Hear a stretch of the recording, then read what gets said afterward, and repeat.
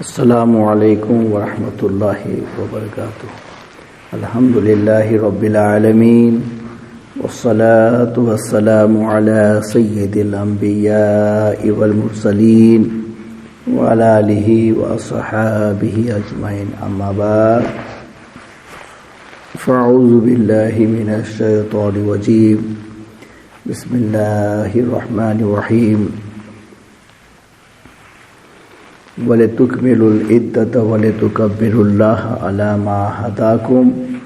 صدق اللہ مولانا العظیم۔ بارگاہ بکس پناہ میں ہدیہ درود پیش فرمائیں۔ اللہم صلی علی سیدنا و مولانا محمد وبارک وسلم، صلاۃ و سلاما علیک یا رسول اللہ صلی اللہ تعالی علیہ وسلم۔ قول صلاۃ تسلیم کے پیارے دیوانوں، آج ماہ شوال کی پہلی تاریخ ہے اور پہلا روز ہے جس کو اسلام میں عید الفطر کہا جاتا ہے۔ اللہ تبارک و تعالی کی طرف سے سال بھر میں ہم لوگوں کو 2 دن عید کے عطا کیے گئے ہیں۔ ایک تو شوال کی پہلی تاریخ جسے عید الفطر کہا جاتا ہے، اور دوسری عید ذوالحجہ کی 10ویں تاریخ، 10، 11 اور 12، وہ 3 دن عید چلتی ہے، اس کو عید الاضحیٰ کہا جاتا ہے۔ عید الفطر میں صدقہ فطر نکالا جاتا ہے، اس وجہ سے اس عید کو عید الفطر کہا جاتا ہے۔ اور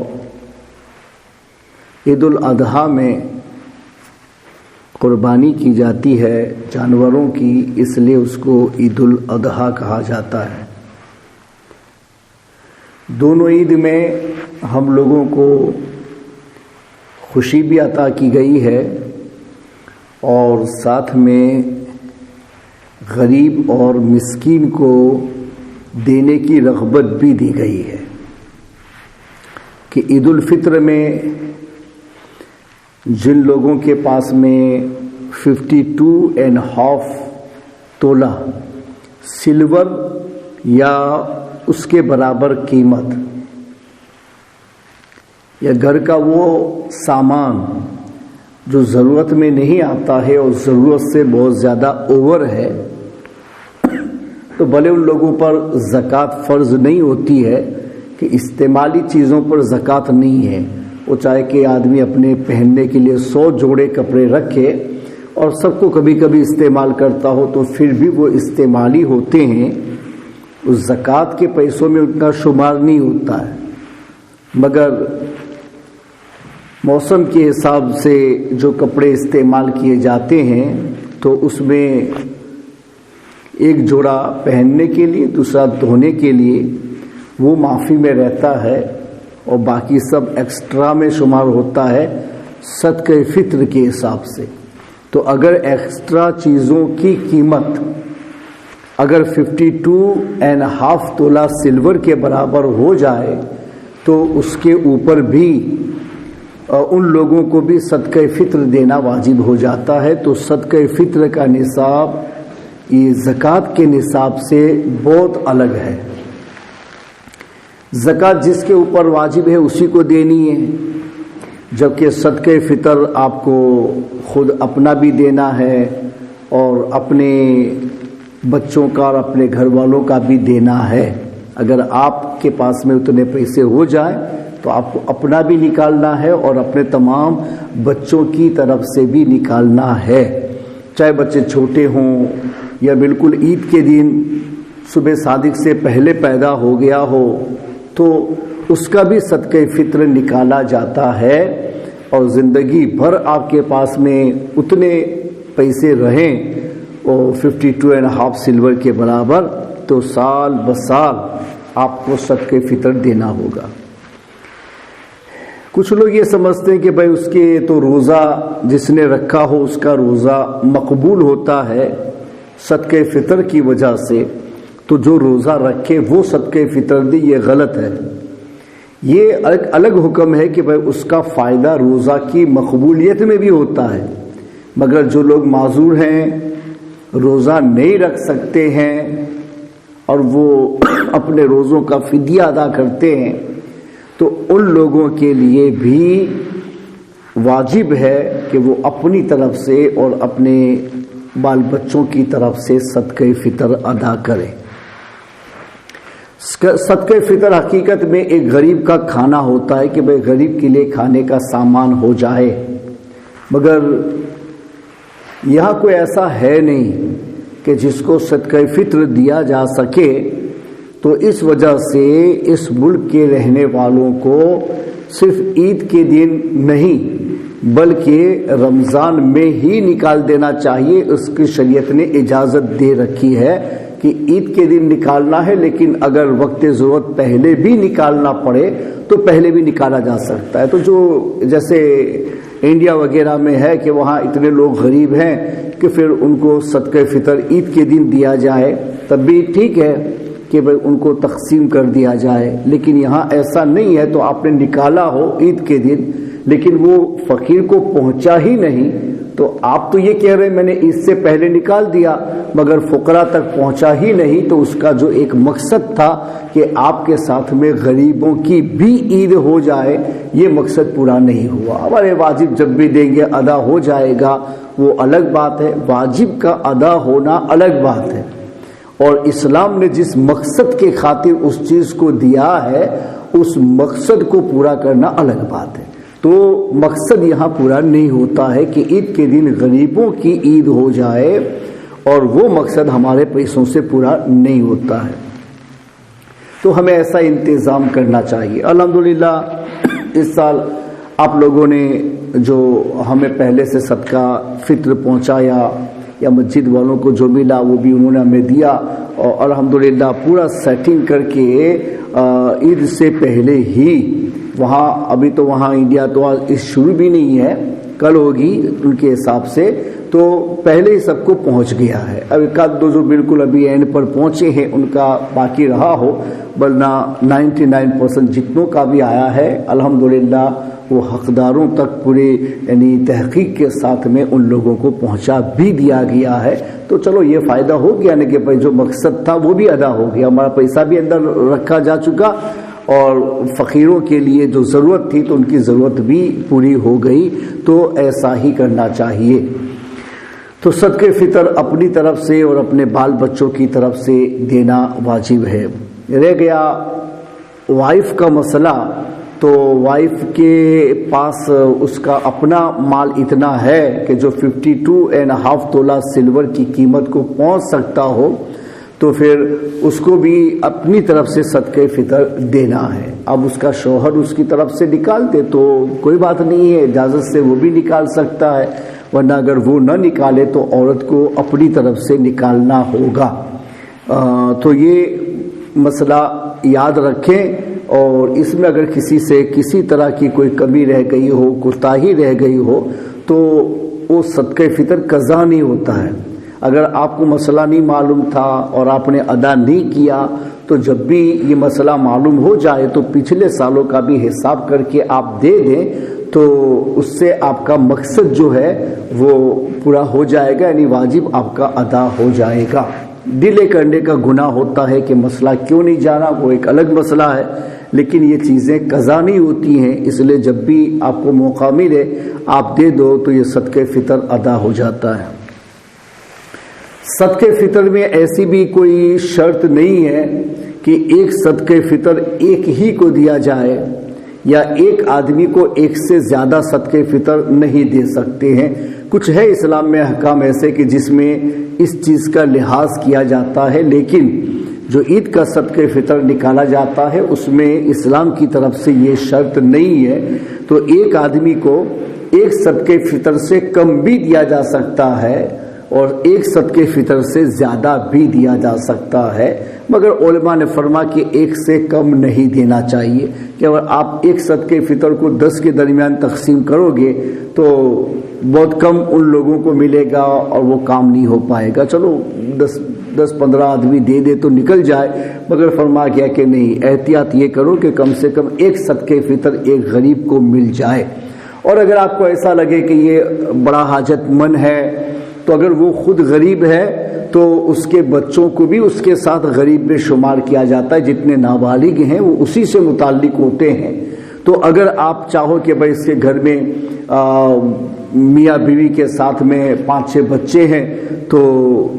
ایک کا صدقہ فطر ایک کو لگا ہے تو دوسرے ان کے ساتھ میں ہے، ان کا کیا ہوگا؟ تو پھر ایسی صورت میں آپ ان لوگوں کو بھی دے سکتے ہیں کہ بھئی اس کا باپ غریب ہے تو بچے بھی اس کے ساتھ میں اسی حکم میں جاتے ہیں، تو ان کے گھر کے بچوں کو بھی الگ الگ صدقہ فطر دیا جا سکتا ہے۔ تو بھئی ایک گھر میں 7 آدمی ہے تو آپ نے 7 آدمیوں کا دے دیا، یا آپ نے سمجھا کہ چلو 7 سے بھی کام نہیں چلے گا، ان کے لیے کپڑے وغیرہ بھی لانے ہوں گے، چلو وہ بھی ہو جائے اس میں، تو ہمارے پاس میں ہم نے 7 کی بجائے 14 بھی ان کو دے دیا کہ لو بھائی 14 صدقہ فطر ہے، تم لوگوں کو ہم نے پورے گھر والوں کو دیا، یا آپ اس کو استعمال میں لانا۔ تو ایسا بھی کیا جا سکتا ہے۔ اس لیے اسلام میں صدقہ فطر میں بڑی آسانی ہے کہ ایک صدقہ فطر کو چند لوگوں کے درمیان بھی تقسیم کر سکتے ہیں، اور آپ چاہے تو کئی صدقہ فطر ایک آدمی کو دے کر اس کی بھی ضرورت کی تکمیل کی جا سکتی ہے۔ مگر یہ بات یاد رکھنی چاہیے کہ اسلام نے ہماری عید کے ساتھ میں غریبوں کی عید کا بھی خیال رکھا ہے، اور اسی طریقے سے عید الاضحیٰ کے اندر جو قربانیاں ہوتی ہیں وہ سب مالک نصاب ہی پر ہوتی ہے، جیسا کہ نصاب ابھی بتایا صدقہ فطر والا، وہاں بھی وہی نصاب چلتا ہے، زکوٰۃ والا نہیں۔ تو وہاں بھی اگر آپ کو قربانی دینی ہے تو اس میں بھی 3 حصے کرنے کو کہا گیا کہ بھائی ایک حصہ اپنے لیے رکھو، اور ایک حصہ اپنے دوست اقارب کے اندر تقسیم کرو، اور ایک حصہ اپنے جانور کے گوشت کا غریبوں کے لیے رکھو اور وہ غریبوں کو تقسیم کرو۔ اور رہ گئی اس کی کھال جو اسکن ہوتی ہے، تو فرما گیا کہ وہ بھی آپ بیچ نہیں سکتے ہیں، صدقہ ہی کرنا ہے، تو وہ بھی کسی غریب کو دو تاکہ غریب کا کام نکل جائے۔ تو اس میں